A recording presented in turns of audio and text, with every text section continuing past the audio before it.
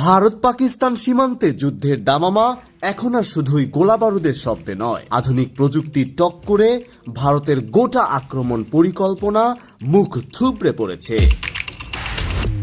বলছিলাম তুরস্কের কোরাল জামার সিস্টেমের কথা, যার সামনে ভারতীয় ড্রোন, এয়ারক্রাফট, এমনকি রাডার সিস্টেম পর্যন্ত হয়ে যাচ্ছে একেবারেই অন্ধ। পাকিস্তান সীমান্তে বিমান হামলায় বেধড়ক জবাব পেয়ে ভারত রাতারাতি বদলেছে তাদের আক্রমণ কৌশল। এখন টার্গেট সরাসরি পাকিস্তানের এয়ার ডিফেন্স সিস্টেমগুলো।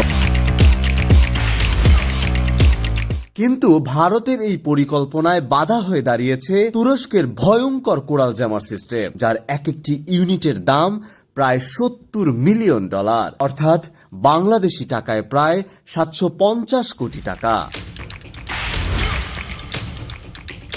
আজারবাইজান, লিবিয়া, সিরিয়ার পর এবার পাকিস্তানের ওই সিস্টেম যেন ভারতীয় প্রযুক্তির কবর রচনা করছে। ড্রোনগুলো টার্গেটে পৌঁছানোর আগেই অন্ধ হয়ে যাচ্ছে, পথ হারিয়ে আছড়ে পড়ছে মাটিতে। ইসরায়েলের যুদ্ধ বিমান সিরিয়াতে যখন গিয়েছিল হামলা চালাতে, তখনও তুরস্কের কোরাল সিস্টেম তাদের বারবার বাধা দিয়েছিল। আকাশে থাকলেও টার্গেট খুঁজে পায়নি, যেন আকাশের অদৃশ্য প্রাচীর দাঁড়িয়ে যায় সামনে।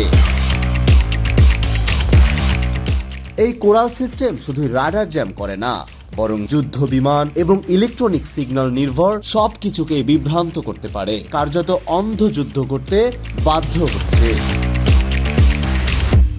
একদিকে ভারত যুদ্ধের আগুন জ্বালাতে চায়, অন্যদিকে পাকিস্তানের আকাশে জ্বলছে তুর্কি প্রযুক্তির ঝলক। এখন প্রশ্ন, কোরাল জামার সিস্টেম থাকলে ভারত কি আদৌ বড় কোনো বিমান হামলা চালাতে পারবে, নাকি পাকিস্তানের আকাশেই তাদের স্বপ্ন জ্বলে পুড়ে ছারখার হয়ে যাবে?